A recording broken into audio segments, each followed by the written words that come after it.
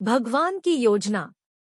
एक गांव में रहने वाला युवक अर्जुन बहुत मेहनती और समर्पित था। उसका सपना था कि वह एक बड़ा व्यापारी बनेगा और अपने परिवार को सुखद जीवन देगा। अर्जुन ने संघर्ष किया, मेहनत की और सपनों की पूर्ति के लिए निरंतर प्रयास किया। एक दिन अर्जुन को एक बड़ा व्यापार का नौकरी का ऑफर मिला। वह बहुत खुश हुआ और सोचा कि यही उसके सपनों का पहला कदम है। उसने नौकरी स्वीकार की और अपने लक्ष्यों की ओर बढ़ता हुआ अपने नए कार्य में पूरी मेहनत करने लगा। पहले कुछ महीनों में अर्जुन ने अपनी कड़ी मेहनत से काम किया, लेकिन फिर उसने जाना कि वहाँ के लोगों की कार्यशैली और सोच अलग थी। उसके साथी उसकी मेहनत को समझने की बजाय उसे हर कदम पर रोकते थे और उसे असफल बनाने का प्रयास करते रहते थे। अर्जुन थक गया और तंग आकर भगवान से शिकायत करने लगा, हे भगवान, मैंने इतनी मेहनत की है, फिर भी मेरी यहाँ सफलता क्यों नहीं हो रही? मैं मेहनत से काम कर रहा हूँ, फिर भी मुझे सफलता क्यों नहीं मिल रही है?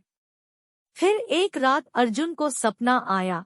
उसने देखा कि भगवान उससे मुस्कराए हुए कह रहे हैं, बेटा, मैं तुम्हारे लिए और बेहतर योजना रच चुका हूँ। तुम्हारी मेहनत और समर्पण का सफलता का सीधा संबंध नहीं है।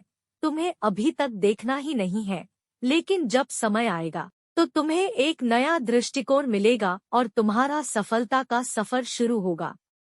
अर्जुन ने सपने से उठकर अचानक समझा कि भगवान ने उसे बेहतरीन दिशा में बढ़ने के लिए एक नया रास्ता दिखा दिया है। उसने मेहनत करना जारी रखा, लेकिन अब उसने अपनी दृष्टि में परिवर्तन किया और नए योजनाओं का सामना किया। कुछ समय बाद अर्जुन की मेहनत रंग लाई और उसे बड़ी सफलता मिली। अब तक का सबसे बड़ा उद्यमी बना और उसके परिवार को वही सुख और समृद्धि मिली जो उसने कभी सोचा भी नहीं था। इस कहानी से हमें यह सीखने को मिलता है कि भगवान हमारे लिए हमेशा से बेहतरीन योजना बनाए रखते हैं। हमें कभी कभी अपनी मेहनत का फल तुरंत नहीं मिलता, लेकिन उच्च दृष्टिकोण और आत्मसमर्पण से हम नए और अच्छे दिनों की दिशा में बढ़ सकते हैं।